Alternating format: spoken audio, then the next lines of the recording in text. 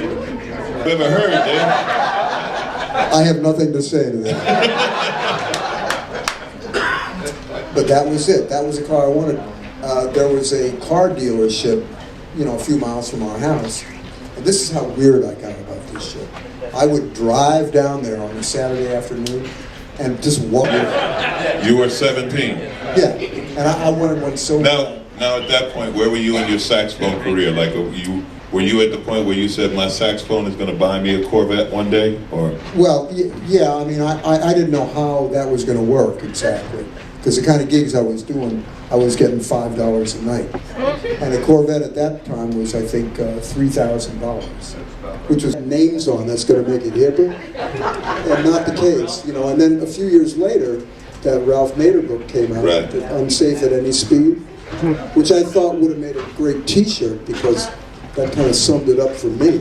You know, I had no good, you know, but it was a fun car to drive. It had a 4-speed, floor shifter. Yeah. But that's when I found out that I have no business driving cars. I just was not a very good driver. I'm okay, but I'm just easily distracted. Really? You know. Now, was that through your entire life? Like, you've never been a great driver? Or? Yeah, but it took me a while to realize it because I'm one of those bad drivers that thought I was a great driver. All do. David no, Sanborn. you're not going to tell that story. David Sanborn in Montreux, Switzerland. Okay, he decides to rent a Carrera, right? And Montreux is a beautiful lake. I think it's Lake Geneva, Yeah. right? But the rest of Montreux are these hills, right? David Sanborn in a Carrera with windy hills is not a good combination. So tell me if I'm lying, Dave. So not only is he driving, but he's trying to impress people. So Sade was playing in the area, and he hooks up with the guys in her band. He's trying to impress them, so he loads them in the car, okay? And they go... Convertible. A convertible Carrera. And they go, now you guys know... Once again, folks, pardon the interruption. Will the guests from stateroom 6026, again, guests from stateroom 6026, Marie Golson, please immediately contact the front office by dialing 90 or by stopping by in person on deck number 1. Once again, guests from stateroom 6026, Marie Golson, please immediately contact the front office by dialing 90 or by stopping by in person on deck number 1. Thank you. So he wants to impress the cats in Sade's band, so he loads them in the convertible. And you all knew, this is a car thing, so you all know where the engine is on the Carrera, right? It's in the back, right? And that means that when you're doing those windy turns, you can't unload. You can't lift off in the middle of a turn. What does Genius Sanborn do? Or apply the brakes. Or apply the brakes. Both of which I did. Not only did he lift, he applied the brakes, which is the cardinal rule. And anyway, I think he hit a stone wall. A high retaining wall. A high retaining wall. But that's not the best part. Here's the best part. No, wait. But on the other side of that wall was that Wile E. Coyote drop-off. And I'm like, you know. Yes. Yes, you had to send up some things. The best part for me is that it was a rental car. So what he does is he returns it, and he parks that sucker with the damaged part up against the wall. He parked it with the damaged part up against the wall. And my room, like over the parking lot was, you know, between the hotel and the lake. So I could see the guy, you know, coming to pick up the car. And it was like one of those silent movies from the, you know, the Keystone Cops. He like gets in the car, drives it, and he gets out and goes, and he flips out. But you know, the odd thing is the next year, they rented me another one. I guess they said it wasn't theirs either. Just run. But that's a good transition to Carreras because Marcus, you are a Porsche guy. You've been a Porsche guy for 30 years now? Okay, so tell us your Porsche history from first to current. Okay, my first Porsche was an '83 SC, right? And my wife Brenda is here, and she helped me pick out the first one. We weren't even married yet, were we? Of course not. Yeah, we got married in '86, so we picked it out. And the thing is, you don't really need to be driving a Carrera in Manhattan. But you know what? I drove the mess out of that sucker in Manhattan. First of all, I'm a musician, so I didn't have to drive during rush hour and all that stuff. I used to drive in the middle of the night like Batman, okay? Yes, you do. Yes. I had David in the car a couple of times, and I used to frighten people a little bit. Okay, so I had the 83. In 91, I bought a turbo, which was incredible. The thing about the turbo, in 91, they didn't have the twin turbos yet. So with turbos, basically the way the turbo works is it works on regeneration of the engine output. So by definition, when you first put your foot down, you don't get anything. And as the revs come up to about 5, what would you say? About 6. When the revs come up to 60, then the thing is like Star Wars, where those bars happen, you know, you go into warp speed, and you had to be ready for that. So let me tell you what happened to Johnny Carson. Johnny Carson, when he had his New York show, when he had the show in New York, the Tonight Show, he went and got a Carrera, and I think it was a turbo, but this was really early, and the problem was even worse at that time. And he was living up in Westchester, so he bought the car in Manhattan, went up the West Side Highway, and got into a turn, and he needed some power on the turn like David Sanborn needed, right? And he tried to apply power, but it was a turbo and there's nothing there. And it spun on him, you know what I mean? He was okay. He was going north on the west side. He went over the ramp, got on the south, and drove back to the Porsche dealership and said, "Here, take this sucker back." I can't use it, but it's something that you have to get used to. You have to make sure you're in the proper gear where you have some power, or else you'll never make it out of those turns. But once you learn it, it's thrilling to drive. The only other problem is whenever the turbo kicked in, you could see your gas gauge actually go like this. Visibly move. Visibly move, yeah. Had a 91 turbo, 95 turbo. Then somebody convinced me to get a Boxster the first time it came out. And I thought it was cool, but I'm gonna admit it ended up being too many like women driving it in LA. Yeah, it was a chick car. I realized I had a chick car. I should have called you. I'd have told you. So I got rid of that quick. I got rid of that quick. If I had known you at the time, you'd have told me the truth. Some people told me it was cool, and I believed them. It was a mistake. So I got rid of the chick Boxster. It's a great car now. I mean, they've since really. Yeah. What do you think about the Boxster now? It's a great car now, but the Cayman is more the guys in the Boxster. And I just saw the Spider. Yeah, What do you think about the Spider? Spider's good. Have you guys seen the Spider? It's a beautiful car. I think I'm gonna get one. Yeah, you think about that? David Sanborn and the Spider. That's bad news. If you buy it used from him, make sure you check both sides. Check both sides. His Corvette had a turbo. Wow. So I had my 95 turbo, then the Boxster, and then I had a car that I loved, which was a C4. Yeah, that's awesome. C4, it wasn't as powerful as a turbo, but you don't really need that kind of power. And it was 4-wheel drive, so you couldn't really get in any trouble. The only problem is with the 4-wheel drive is you can't get in any trouble at all. So you can't get the wheels to break even a little bit, even if you know how to control that kind of thing. And that's half the fun of driving a Porsche, is letting those wheels let loose so you can slide a little bit through those turns. Can't do that with a C4. It's like being on rails. It's like being in Disneyland with a real fast, tram. That would be a good car for me. Yes, that'd be a car for David Sanborn. 2 C4s, and then I went back to the turbo. Right. Couldn't get out of my system, and I just got rid of the turbo because I'm on the road so much that the turbo, when I was on the road for 4 months, the hoses would start getting brittle, and it was starting to develop leaks, and it was just.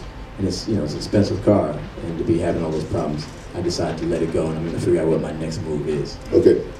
Who's on slides? Do you have any others? Because I know there was supposed to be a picture.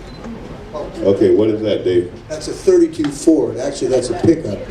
But I when I was a kid, it was like muscle cars, hot rods, customized, especially the early Fords, 32, 34 Fords, and they would do this thing where they would chop the tops. So they could be this, like, literally this high. Yeah, the windshield was like 6 inches high. And they would channel, which means they cut out a whole big section of metal out of the middle. So that stuff, you know, instead of the body being this high, it was like this high.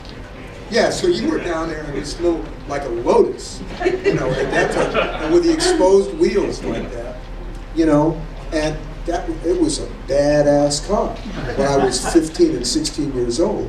Because they, you know, have the big, they usually put a Corvette V8 engine in them, or a flathead Ford engine in it, and with the 3 carburetors on the top, and it just looks so cool.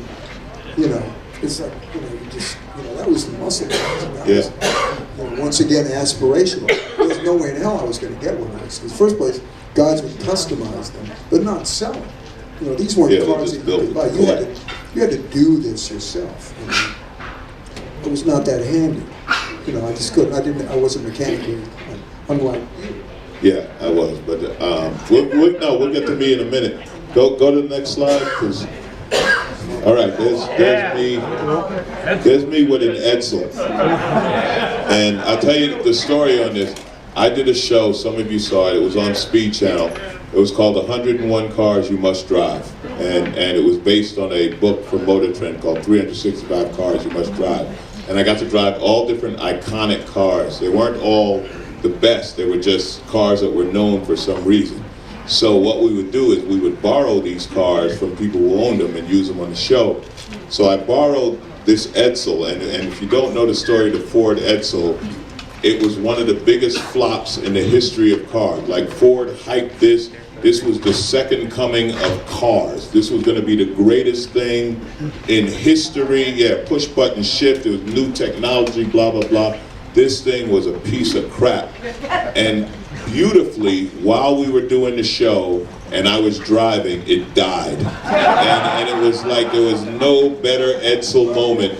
And they were like, keep the cameras rolling, because it truly is an Edsel. So that was one of the cars I did on the show. Let's see what we got next. Oh, that was the Acura NSX. Great car. That was a great car. That was, Acura wanted to build something like a Ferrari. They wanted to build an exotic car. It was beautiful, it was fast, and people asked what it was like. And on the show, I was very nice about it, and I talked about it. In reality, that is the world's fastest Accord. It is no personality to that car. It looks great, it works perfectly. You feel like you're driving a really fast Honda Accord. It just, like what Marcus was talking about, I've had a couple of Porsches. I had a 78 Carrera, and I had a sick hot-rodded 88 Turbo. And when you drive a Porsche, you feel like it's gonna explode underneath, like it wants to go. It's like, yeah, let's go. Don't worry about the cops, go. You know? And like a stallion horse. Yeah. You interact with it. You feel it. It has that thing. And if you're car people, you know that thing I'm talking about. And you can't explain it to people who aren't car people. They're the ones like, you spent how much for a car? And you're like, yeah, I did, shut up, you know. But anyway, as beautiful as the NSX is and was, it didn't have that feel. Honda over-engineered it and made it too good, if that makes sense. So what do we have next? Did you fit in? Yeah, I fit in everything. Sometimes it was 101 cars we can squeeze Alonzo into. I drove a Fiat 500, one of the original ones, with my head sticking out of the sunroof. I drove an original Honda 600, which was the first Civic called the 600 because it used a 600cc motorcycle engine. It was that small. But yeah, I drove everything. That is probably going to be my next car. That is the Cadillac CTS-V. It's a Corvette, a supercharged Corvette engine at 550 horsepower and the comfort of a Cadillac. A lot of guys, like Dave was talking about the old hot rods, and I know a lot of hot rod guys, and it's like, my first car was a 67 Camaro. I've had the 60s muscle cars. I'm gonna tell you right now, if I can have 500 horsepower with heated and ventilated seats and power everything, satellite radio and navigation, I'm like, now this is a hot rod. I'm old. How does it handle? Beautiful, magnificent. Is that the one you had when I came to see you in Pasadena at the club, at the comedy club? Yeah, that was that car is beautiful. Yeah, that was good. Tony, hold your hand up. This is my buddy Tony from the Bay Area. And if you don't mind, I just want to, because Tony has some great projects that he's working on, man. And Tony's a crazy Porsche guy, man. I'm going to hand you the mic. If you just tell us a couple of the things you're working on, okay? I'm from the Bay Area. As a kid, I was walking across the street, and this is 53. I was in high school. And I didn't know anything about Porsches, Corvettes, or any of that kind of stuff. And I was walking across the street, and a young white kid drove up to the intersection. And as I was walking across the street, I was noticing it, but I was turning my head looking at him, and I kept thinking, this looks like a beetle, or it looks like a ladybug. Of course, he looked up at me and he pointed. I thought maybe he was just saying something nice, but what he was trying to tell me, I was walking into oncoming traffic. So I made up my mind that day that I would have one of these cars when I ever got to the point I could afford it. So in '74, I bought my first one, which was a '74 Targa. I still have it. I raced it. I crashed it. I was married at the time. My wife said enough is enough. So I had to stop racing it. But I still have it. And I bought a turbo, I bought a Carrera, a 2000 Carrera. I still have that one. It's a red one. And I drive that one all the time. And then I continually drive the 74, which I've gone over it. And I bought a race engine from a race car driver, and I put it in the 74. And now it'll run like a scalded dog.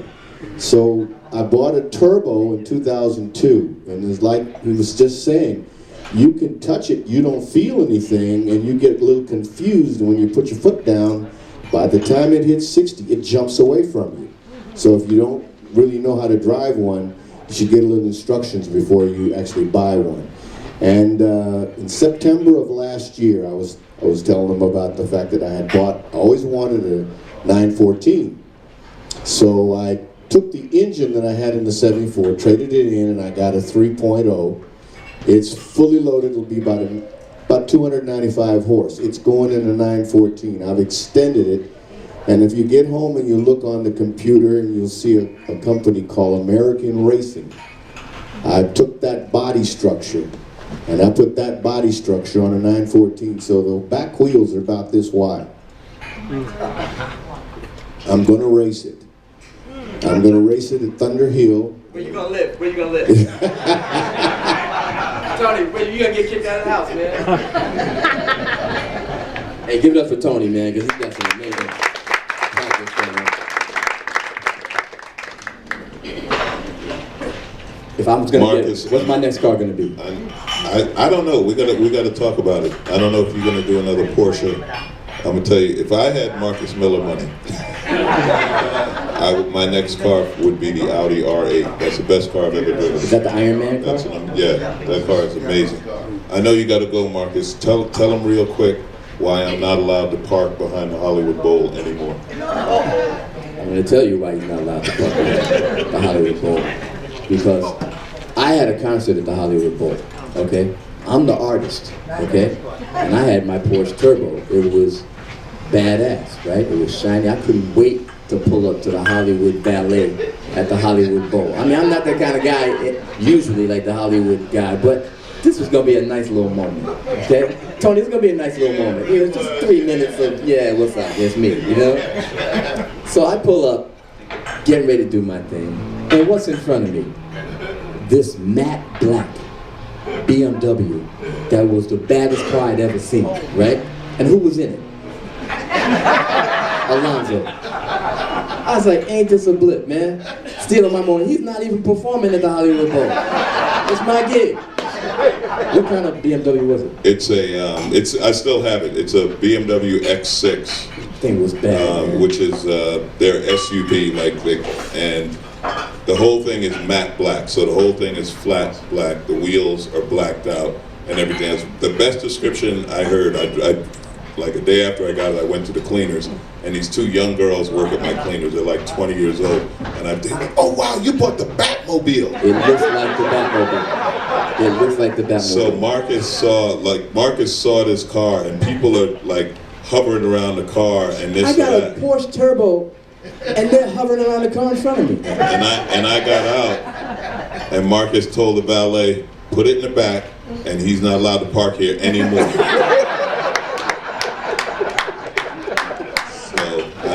park in the valet at the Hollywood Bowl. I mean, I'm not like that, We'll man. get the questions later. We'll get the questions when we're in a few.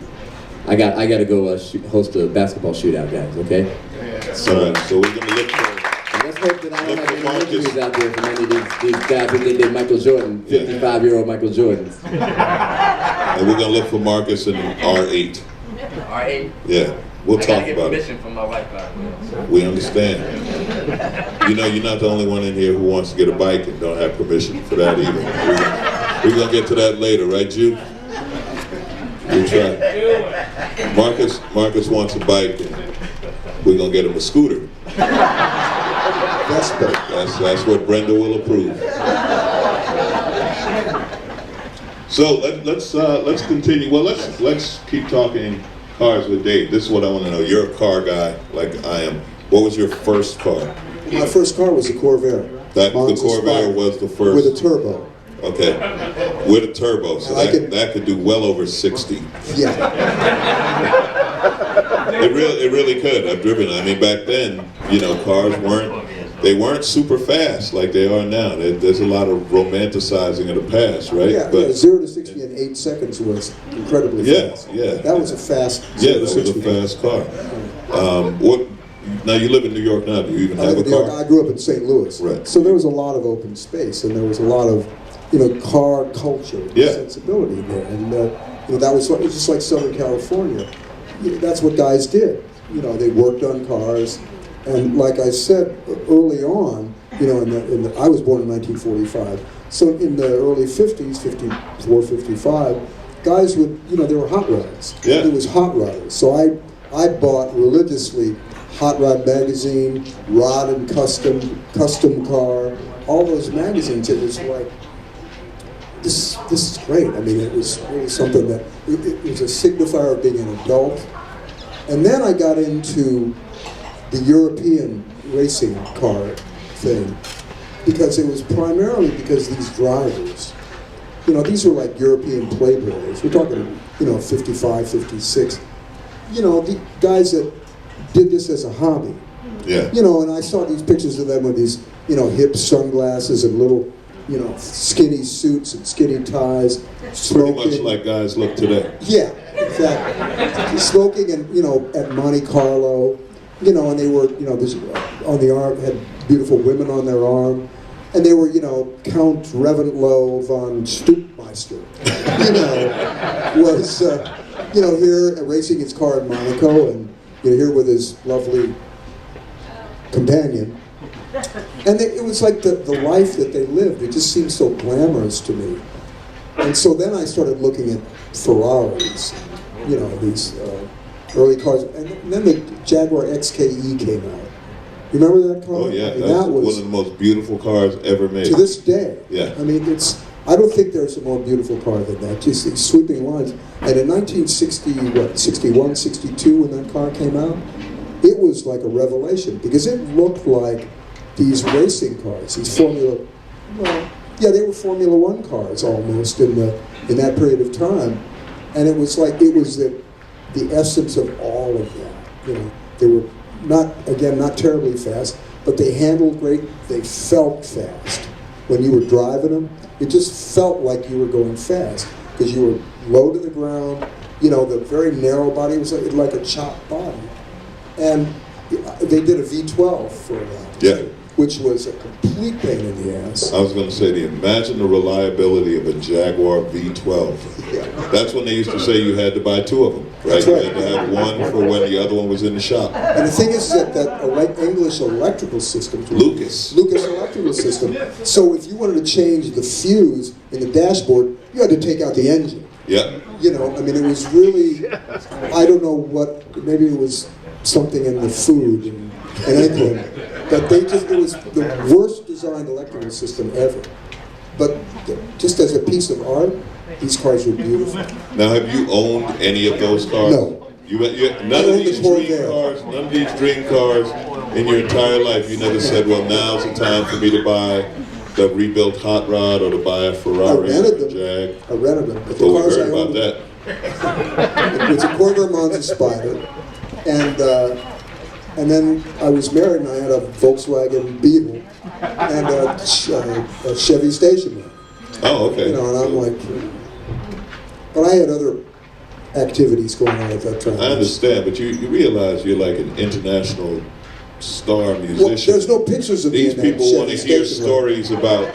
Me and Monica with Yeah, a beautiful woman. you were supposed to be next to Count Von whoever in your Ferrari, and then you give us Chevy station wagon. This is going to be a short interview, David. Well, I did have the Porsche story.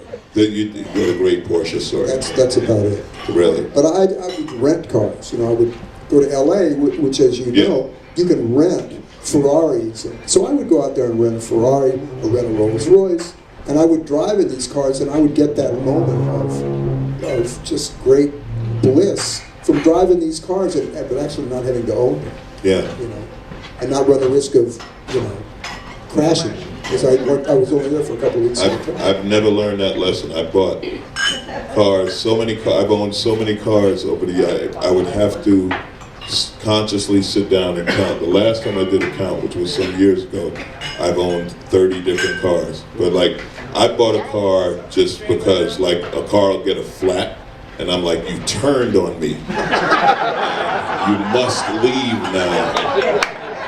And yeah, I'm nuts. I'm crazy. But here's the thing: I've never got married, so that's why I was allowed to do stuff like that. I've spoken to married guys, and apparently that sort of behavior is frowned upon. That's how you end up with a Chevy station wagon. Yeah. And my buddy Julian, sitting right there, we grew up together. We went to high school together, and we were talking about it because back when we bought our first sports cars, he bought a 280? 75 to 80. He bought a 280Z, and I bought a 79 canary yellow Mazda RX-7. And we used to race them and play with them back then. And I moved on. He still has the Z. I've been through a bunch since then. But the RX-7, that was a great car. The rotary was a fun engine. It had a lot of low-end torque. Yeah, no, it had no torque. Actually, it was like a motorcycle. You had to rev the hell out of it. And I've owned 2 of them, and they were so much fun to drive. But yeah, you had to keep your foot in it. And oddly enough, the other funny thing about it was they drank gas, which was, you know, people were like, oh, it's a little car, it must get good mileage. Yeah, if 12 is good mileage, that's what I get. You know, the car that I think is really fun to drive is the Subaru WRX. Yes. That's a tremendously fun car to drive, but it looks horrible. I mean, I personally hate cars with big giant wings on them. You know, that big airfoil. Right. It just does nothing for me. It just, you know. You know, it's funny you bring that up danger. because I know guys who have that's like the Fast and Furious generation cars that they're driving now. And those guys, those kids are the same hot rodders we were, but it's with a different thing. Like I would meet these kids and they'd have like a Honda, but they put $50,000 into a hot rod to make a 300 horsepower, 10-second quarter-mile Honda, and I'm like, you know, you could have just took that money and bought a Porsche that does that. But this is their generation of hot rodding, and they do it, and they build the car, and they have a laptop in it, and they can program the fuel map. I mean, it's fascinating. It's just, and it's really cool because like, oh, okay, so this is your generation. So yeah, so to us, those cars look funny, and it's a whole different thing. But to their generation, that's okay. And our version of a hot rod, to them, is a dinosaur. They look at it like, wow, you're old. The first time I rode in, to me, a truly scary car was a guy had a Mini Cooper. Love them. In the back seat, he had a V8 engine. And it was a giant, you know, and it was just exposed. Yeah. I mean, you know, as a back seat, you could see, you watch the piston rods, you know, just about, you know, things going up and down. And he drove me late at night. What's that road that circles London? That there's a road with the M1. Yeah. He drove me around that at like 130 miles an hour in this roller skate. And it just scared the mess out of me. I've never been so frightened in my life. And he's like, ah! laughing maniacally. And he's, don't worry, I have racing suspension on this. I said, you better have a parachute and airbags on the outside, because we're in trouble if we hit anything. It's like a baggie with a feet in it. Yeah. Those are the chances you take. But we've all done that. And when you're doing it, you don't think of it as dangerous, especially when you're young. I had cars that were no doubt death traps, but it was all I could afford and it was cool. So I drove it, but it probably wouldn't have passed many safety, inspections. But you figure at that age, odds are I'm going to survive stuff. Yeah, I'll be all right. What do we got? What's our next? You still got, you got this much of that experience of like, you have to engage this car. Yeah. Because that back end will break away from you. That it would, because the weight's in the back. And it would, all the cars I've owned, I've never owned a convertible. no kidding. No, never had any desire to drive a convertible. That to me is the whole thing. Yeah. It's just like that sense of, You know why I think it is? Because I ride motorcycles. So a lot of people say it's that open experience of being in a convertible, but if you've ridden a motorcycle, then nah, it's not the same. So I like enclosed cars. It must be because you can't feel the hair in your... Yeah, that's it. The whole wind in the hair thing is lost on me, sir. And I will tell you this. This is the thing about how many motorcycle people in here? Raise hands. And how many sport bike people in here? Okay, so there's at least one guy who knows what I'm talking about. If you've ridden a modern sport bike, there's no such thing as a quick car.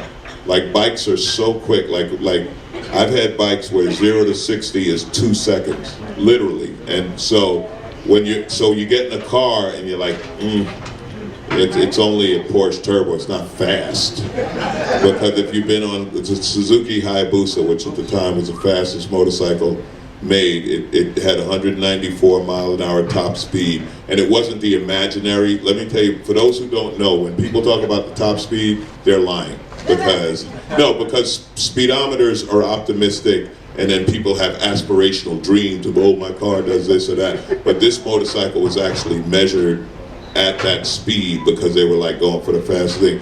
But and I'm not gonna lie, it would scare the hell out of me. Like, now I wouldn't ride it at that speed, but when I got it and did it, then you get into a car and you're like, this isn't fast, because I've done it on a bike. It's a total thing. So convertibles were not exciting to me because I'd already done it on 2 wheels. well, can you imagine me on a bike? No, mean, no. honestly. Again, a Vespa. Just saying, even that. But that would make it cool. Cushman. All right, let's roll to the next one. There's another shot. That's the back end. See that little disc there in the back? Yeah. That was the turbo. And you had to, but it sounded great. It had that low, throaty growl. That. Let me ask you this: because I wasn't sure, did that have the gas filler hidden behind the license plate? Was that one of those cars? I don't even remember where the. Because in the '60s, they did that with a lot of cars, and then you'd go to a gas station and there'd be some young kid, and he was like, "Where do you put gas in?" Like they had no idea. No, it wasn't. It wasn't. No, it was. Let's flip to the next one. Oh, jeez. We got more beauty shots of this Corvair Monza. This thing ain't going away. I think we're over the Monza. Let's go next. The James Dean car. Yes. Yes, this was a very cool car. That was the 50, I want to say 57. I may be wrong on the year. But it was a Porsche Speedster. This is a replica of the car that James Dean died in. Now, we use this on my show, 101 Cars Must Drive. The significance of this car is that's a priceless car now. That's a collector car that's literally worth millions of dollars. So this is the replica that Porsche uses whenever they have to do a commercial or anything. Like, they won't pull out the car. This is the one that they use. And when I did that show, I was so often amazed at what they would let me drive. You know what I mean? They'd be like, "Hey, you can drive it." I'm like, "What? You sure? Like, this is not a rented VW." But yeah, so I got to drive that. That was great. Oh, like I said, I fit in them. You know, I couldn't jump into it. If I was being chased, there might be a problem.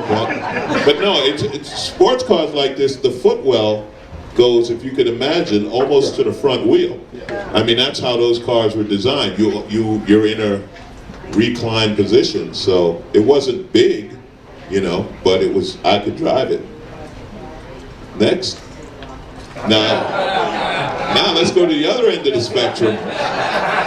That's me in a smart car, and that car. I'll tell you the thing about those little cars, and I don't know if anyone's ever driven them. The transmission in that thing sucked. That's what wasn't fun about it. I've had a couple of Mini Coopers, and Mini Coopers are really fun because it's just what you said. It's like driving a go-kart. Yeah. And the problem with the smart car is the transmission is so weak and slow that you never have that fun thing. Because like you said, going fast in a little tiny car, you don't even have to go that fast, and it feels like fun. That doesn't. Do you remember a car called an Isetta? Yeah, the three-wheel BMW at the front of it. Yeah, you opened, you got in and out of the car through the front, and the steering wheel column was on the door, but which gave you no confidence at all. Because you said, all right, I better make sure that door is closed, or else it's...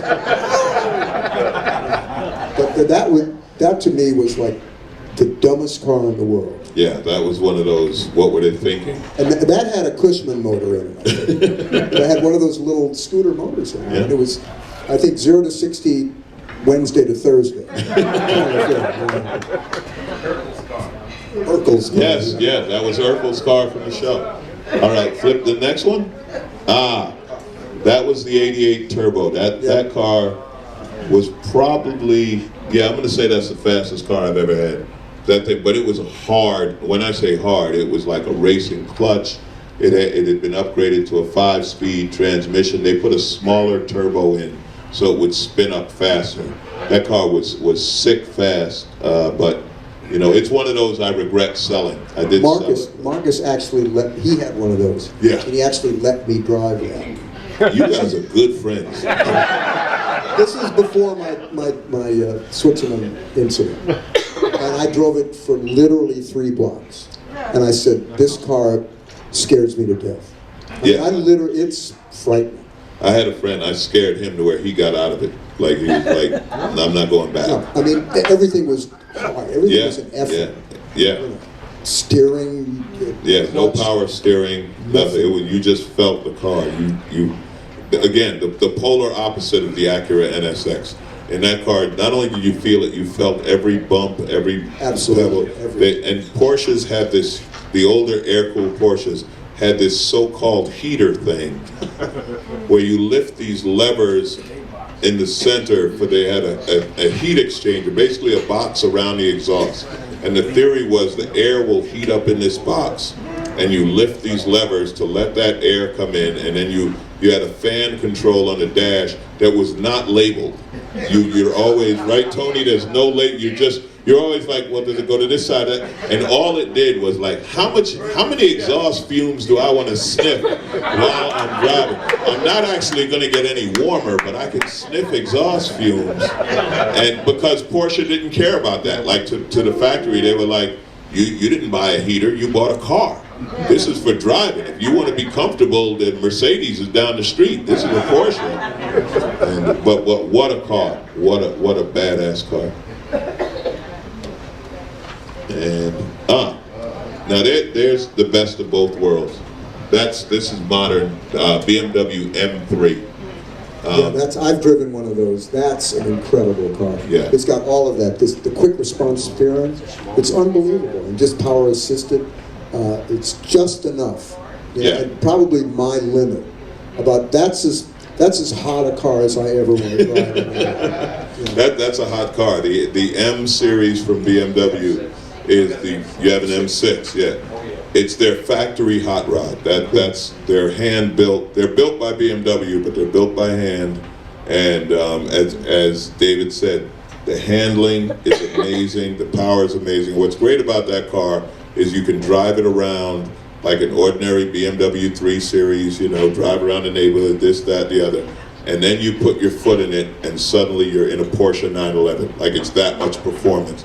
So that car was definitely the best of both worlds. I had that for a while. Again, I don't keep them long.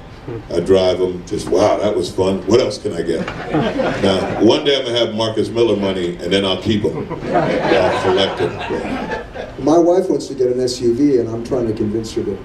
I got a BMW X6 you'd love.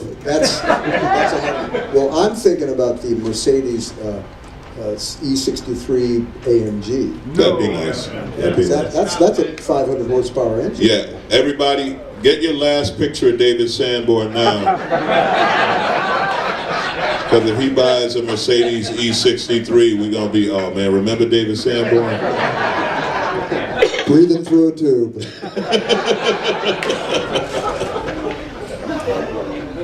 Let's go to the next. Oh, we're back to where we started. Is that a, yeah, there's your Corvette again. I mean, that's a Corvair. Question. Next. No, Yeah, that's it. No, okay, keep going. We've done the vet. Wait, back up.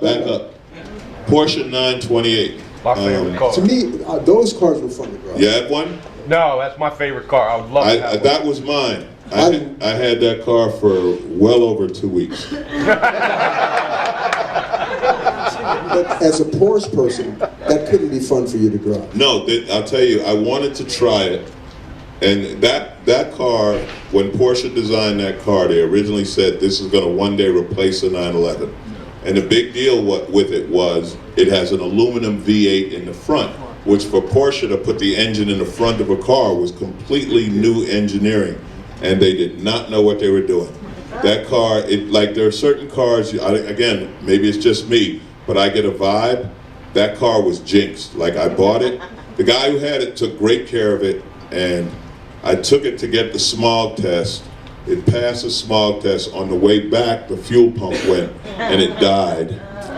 And then I got that fixed, and I took it to the car wash guy who I go to, who does a beautiful job, hand washes everything, and he washed it. Yeah, the mirror, the center mirror came off, right? And then I was like, okay, something's wrong with this car. And then I forgot something happened to it. A third thing happened. This was in 2 weeks. And I was like, this going back on eBay, like good luck. And the last I heard, it's in the Netherlands. The guy who bought it from me, he's in the Netherlands, and I hope he's having better luck than me. But I was like, if you get a Porsche, the engine belongs in the back. Well, that sounds like that Corvette you owned. Oh, don't even get me started. I had a 1978 Corvette. You remember that, Julian, the silver and black one? It was the Indy pace car version, and if you remember, the late 70s was the worst era of American cars because they were trying to figure out mileage and smog controls, and they couldn't. This car was such a piece of crap. It would break down all the time, but here was the thing, when you go, now Corvettes, all Chevys use a small block V8, okay, and if you don't, it's one of the most prevalent engines ever made, and it's what we call bulletproof. It is it was designed in the 50s, it's still used today, millions of them on the road. It's an engine, doesn't break, just Chevy uses it and everything. So this had the small block V8 in it. But you go to a parts store and you're like, oh, I need the radiator, blah, blah, blah, for it, and they're like, oh, and then I say it's for a Corvette, and they, oh, that's the other book. There was a different part number and a different price for anything on a Corvette. That car cost me a lot. And nothing broke simple. It wasn't like a spark plug. It was like, yeah, you're gonna need an exhaust manifold on that. And I'll tell you, when I got rid of that car, I was driving across the Bay Bridge in San Francisco, and the right front tire came off. And Corvettes are made of fiberglass, so when the wheel came off, it took the fender off with it.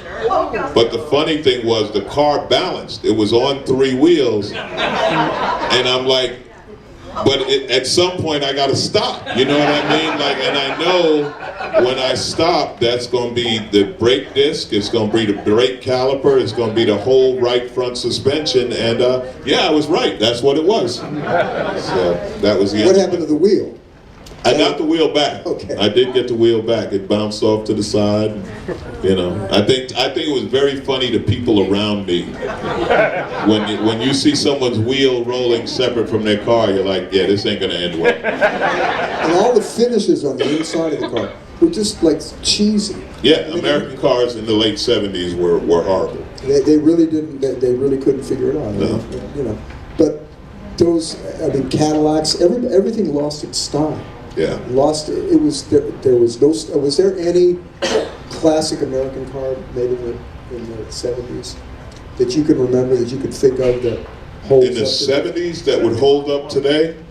Early '70s, maybe. You might get some money if you had one of the early '70s big block Corvettes, or if you have, Camaro? yeah, maybe a Camaro, or if you had one of those Eldorados.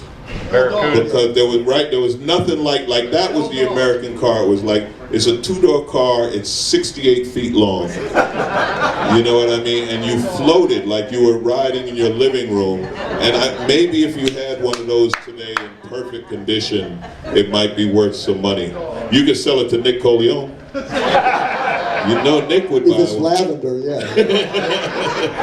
I remember when Fins started. Yeah. You know, and they started out small, and then it was like Jaws. Boom, boom, boom, boom, boom, boom, boom. They got bigger and bigger. And remember the Plymouth? It was like I think it was early '60s. I mean, the fins were literally this high. Yeah. On the back. 57. And it's like, okay, we've lost our minds. Yes. There's no function to this. This is all design. And the Cadillacs, what was it? 57 Cadillac, it was 59? 59? With a big giant, you know. All right. Let's take a few questions before we wrap this up. Any? What, the PDK dual clutch transmission? It's amazing. You know, it's another one of those things where people are like, oh, I want a stick shift, I want a 5-speed or a 6-speed. No, the dual clutch transmission is better in every way. It's literally a flick of a shift. You know it's better because Formula One's been using it for years.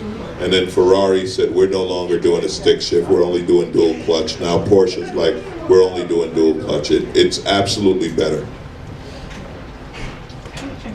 Dave, I hate to tell you this, my grandmother had a Corvette when I was in high school in 1968, and let me drive it on the weekend. Outstanding car. My question is, if you could have any car, question for you too, but if you could have any car that you wanted right now, today, what would it be? My question to you is, do you fit in a Ferrari? The only Ferrari I've driven was a Dino, and I wouldn't say I fit comfortably, but I did fit. But we're about the same height, and yeah. I didn't fit in the car. Yeah, they're not made for guys who are over 6 feet tall, but there are NBA players who have them. So if you have enough money, they'll make the Ferrari fit you. I mean, seriously, there are builders who will figure out how to make the car work for you if you're that, if you're too tall for it. But, if I, sentimentally, if I could own any car, it would be that '62 Corvette. It's the one that got away. Because it was just second childhood kind of a thing. Yeah. Just to get back to that. Because, again, it's not terribly fast. It's not a great, it's just like, oh yeah. And that little shifter with the claw that you lifted up to get in reverse. I mean, it was just, it was like a touring car. Yeah. In answer to your question, if I could have any car I wanted, it would be a Bentley Continental GT. Absolutely. Yeah, that would be it. I absolutely love it. Just a big, super-powered, comfortable, two-door, coupe. Yeah, that would be it. Yes? So what was the fastest speed you ever drove and where? The fastest speed, let's see, the fastest speed I've ever driven in a car. No, it wasn't legal. It wasn't even close to legal. I'm going to say probably about 150, and it was in that Porsche. It was in that Porsche, and it was on, well, let's not talk, no, I'll tell you where it was. It was on the Highway 2 in LA. There's a section of it that's kind of empty, and it was late at night, and I ran into a new Porsche, and me and him just, I don't know if it was a race as much as we would each take the lead and say, like, if we get caught doing this, our licenses are toast. But it was really fun. That run on Sunset. Right? No, this is the tube from. No, I meant, but that's the other one. Oh yeah. If you get out on Sunset, but now you can't do that because there's too much traffic at any time, anywhere on Sunset, Fountain. Mulholland. But this is going north of Glendale toward Palmdale. You get away with stuff. What about you, David? It's the fastest you've ever driven? Well, I drove, I can't remember his name now, the guy in Toto, guitar player, Steve Lukather. He let me drive his Ferrari, Dino. And I drove it in LA, and I think it was about 120. And then we were on this road, and there were railroad tracks. Yeah. And that car is... I know, that's a bad car to run. And I over slowed railroad. down to like maybe 60 or 70, and I just scraped the bottom end of it. And then I said, oh man, I feel so bad. And I looked over and I said, wait a minute, he's in Toto. You know, this is like pocket change to him. Yeah. He said, don't worry about it. Yeah, the lesson is don't lend David Sanborn your car. do not rent him a car. Do not Let me drive loan it. him. Don't even let me look at it. And next question? Anybody? Yes, white shirt. Your description in the Swing Jazz magazine refers to repairing Learjets. Are you a mechanic? I am still an A&P mechanic. That was my first career. Okay. I'm licensed to fix airplanes, and for some idiotic reason, that license is good for life. So technically, I could fix an airplane. I haven't worked on an airplane in 20 years, and I'd rather not. But yeah, technically I can. Yes. You like the BMW X6? Yeah. Have you driven a Cayenne?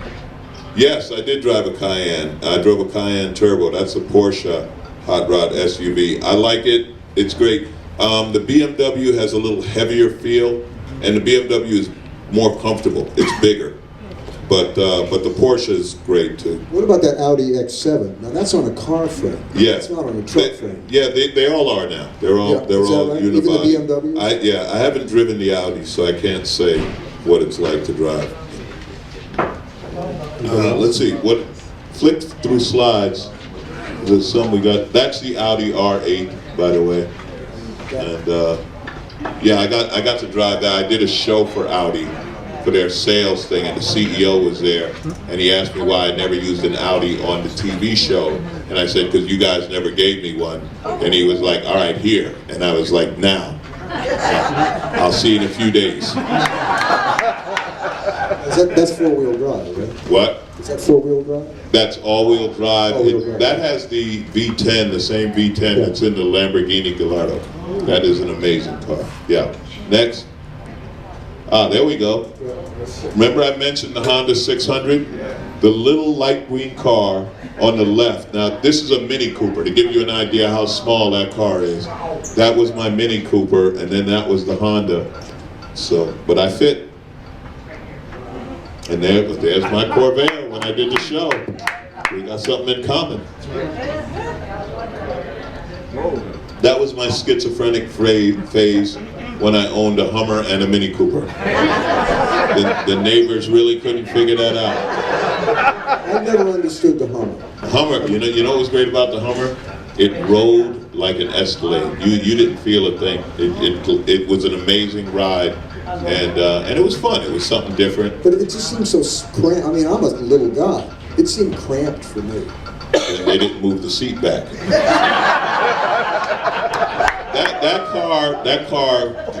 That truck would have survived being loaned to David Sanborn. That's how tough Hummers were. Oh, wow. Huh? Golden Hawk. You got it. The Golden Hawk. You got it. A gorgeous car. Raymond Loewy designed that car. Oh yeah? Yeah, that was a great car. Studebaker. Yeah. These are all cars. Okay, we'll stop with that because I'm going to tell you that's going to be the closing story. I hope the man's here. He may not be in the room. Any more questions? Next. Yes. What's your opinion of the latest Corvette? I haven't driven the latest Corvette, but I think it's probably phenomenal. I drove, and for those who don't know, Corvette just came out with, what is this, a 7th version, right? 7th generation Stingray. C7, 7th generation Corvette. Absolutely world-class car. I think a little small inside. I did sit in one. I drove the previous generation, and I loved it. But you know what's weird for me driving a Corvette? I hate saying this, but I feel a little creepy. There's a certain reputation of Corvette that, like, oh, you're the old guy who wants to chase young girls, so you bought a Corvette. So I was driving it, and whenever I went near a school, I was like, I gotta turn. I can't be around here. My old creepy Corvette driving ass.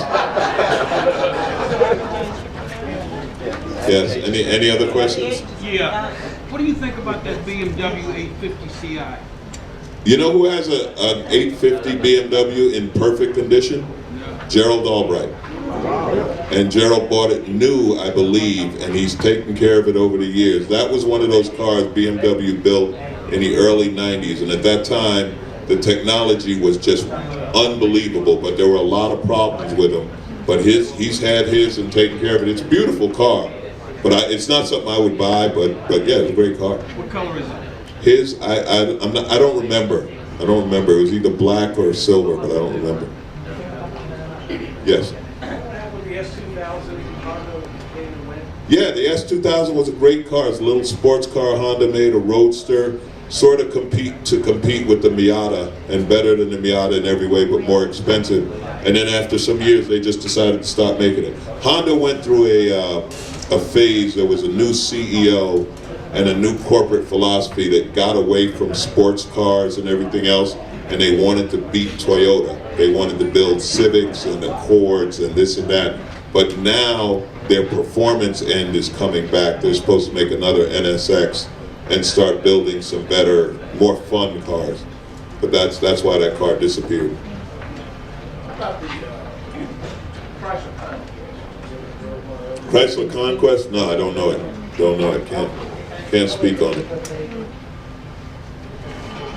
Yeah. Yes, in the back. Have you noticed that a lot of the manufacturers seem to get away from the roadsters? You know, like you did have the Honda get away from it. You got the Mitsubishi got away from their sports version. Toyota got away from their little sports version. Is it not profitable or just, or I don't know why they get away from it. That's part one. And the other question is, do you go to like the North American Auto Show that's going to be in Detroit like next week? Or any of those? I don't go to the Detroit Auto Show. I go to the LA Auto Show every year. There's a number of reasons they got away from them. Profitability is part of it. Like, they're not big sellers. You know, I mean, they are, like, amongst us, we're car people, right? So when they come out with a new 2-seater sports car that's convertible, we're like, oh, I can't wait to get one. But there's 10 million people who will buy a Camry. So that's what they sell. And they're like, is there money in it? And unless there's someone in engineering or in marketing that says, let's sell a sports car that's sexy, that will bring people into the dealership and make it fun, they just stop making it. But now, Toyota did come out. Toyota's behind that new Scion and Subaru, little FRS, I think it's called, which is a new 2-seater sports car, the economical sports car, like $20-some-odd thousand. And so they're coming back.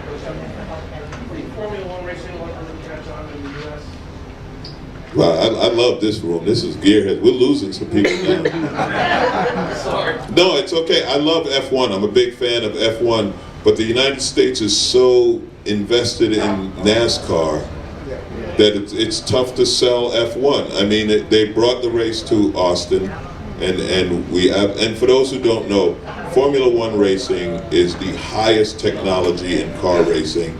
The cars, they're open wheel race cars that are nothing like anything you would drive on the street, but the speed and sound of them is absolutely remarkable. But it's a very expensive sport, and it's like the kids in the United States don't grow up wanting to drive Formula One. They grow up wanting to drive NASCAR. So I don't know if the U.S. has no presence in Formula One, so I don't know that it would ever catch on. Didn't Cadillac have a presence in Formula One for a minute? No, I don't think they've ever been in Formula One. I think Cadillac is racing. They are racing, but it's not Formula One. Oh, yeah? Is that what they're? Yes. Have you driven Maserati? Let me think. Did I? No, I haven't driven a Maserati. No, I haven't. I drove a Cobra. Yeah, he drove. Tell him about it. Once again, for about 20 minutes. Okay. That was about it. But when I was in college, one of the guys that lived in the building next to mine had a Cobra. This was in 1964, 5, something like that. Yeah, it was at the University of Iowa. And once again, no power steering, nothing. It was a gorgeous car. It was a beautiful car, and it was very fast. I found it very hard to handle because I'm a little guy and I couldn't really negotiate it. But boy, it was an absolutely gorgeous car. Carroll Shelby, he designed that car to compete with the European.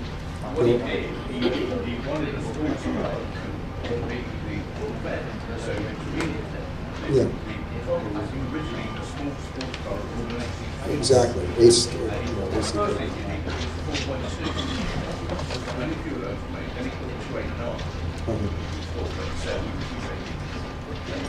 That was the one that always raced. But then he went into the big boy, it was 70, and that was They were beautiful cars, and now they're making a new one. Are they metal or fiberglass? They're metal. No, you couldn't either. But they were metal at that time. Yes, no. Or aluminum? Oh, okay. That would be metal. Aluminum is a metal. There's a whole chart of elements. You can look it up. That makes the boron. But they're very expensive. Yeah, they're I mean, an original Cobra, close to $1 million or more than $1 million, depending on what the condition is. So, anybody else? What car that you would hold on to if you had today for future value that you could project? I would love to, but I've never kept a car and watched the value go up. I'm too dumb to do that. They don't have to. It doesn't have. Well, you never know. That's the thing about cars. You never know. To be 100. You never know what car is going to be worth a fortune, right? Like my first car was a '67 Camaro SS, which got stolen. It got stolen. That's why I didn't keep it. But if I had it today, it would be worth literally 20 times what I bought it for. I bought it in 1980 for like $3,800. Now that car would be worth $70,000, $80,000. In pristine condition. But the thing about cars is they can be investments, but you never know what's going to be popular and what collectors are going to want 50 years from now. I will tell you a story of a great car that I drove that will probably be one day priceless. Is anyone familiar with a Manx? Do you know what the Manx is? Remember dune buggies from the 60s? Remember the fiberglass body you put on? That was a Manx. That's what it was originally called. I drove the first one because the guy who designed it, and I'm blanking on his name right now.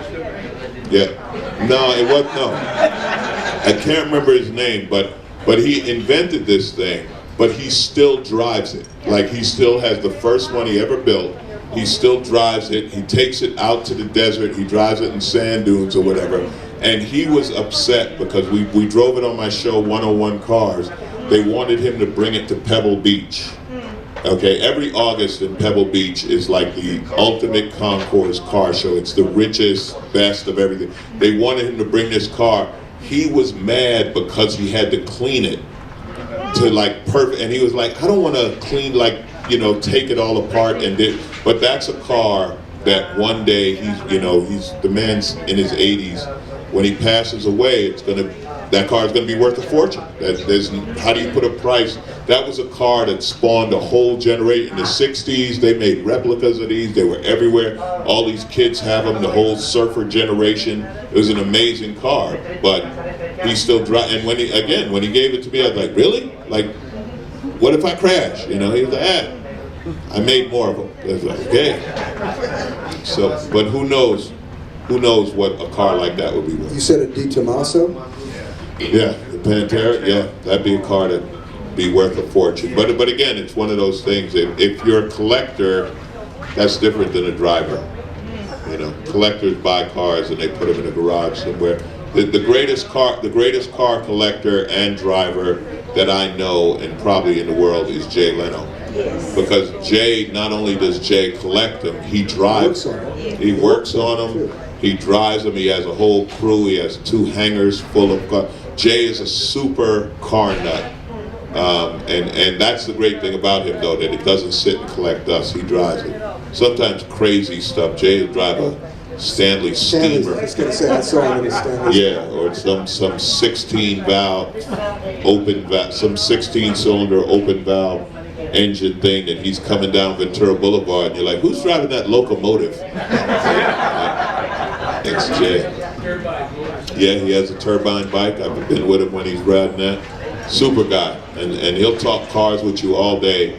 And if you mention anything Hollywood, he's like, been nice talking to you, and he walks away. He's not a Hollywood guy at all. Anything else? He had a 69 Maverick. Does he have one? He probably does. Well, I wouldn't be surprised if Jay had a 69 Maverick. Or a Pinto. Yeah. I know he has Pinto. Yeah. Yeah. The Chevy Vega. Plymouth Valiant. See, you're really fighting over worst car ever made Valiant. and this and that. But I will tell you, one of my favorite somebody mentioned car shows. One of my favorite moments, I was in Miami, and there was a car show. It wasn't big professional, it was just out on the street. They had these block clothes, all kind of different hot rods and custom cars. And some guy had fully restored an AMC Pacer. There you go. And somebody stuck a sign on the window that said, why?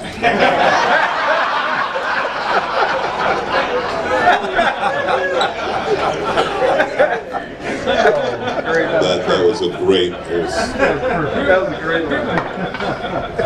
The Gremlin, yeah, well, AMC, if you remember AMC, that was a car company that everything they built, you were just like, what were they thinking? Like, Dave, you were around back then. Drugs were good back then, in the late 60s, early 70s. You knew the guy that brought them in. You actually met the guy. There had to be something going on. I grew this guy on my farm in Colombia. Yeah, between Hornets and Gremlins and Pacers. Yeah, and then you hopped in your Nash Metropolitan and drove off at 4 miles an hour. The Nash Metropolitan, a car you literally didn't know if it was coming or going. That's right. Front and back, exactly the same. You turn into a bed building.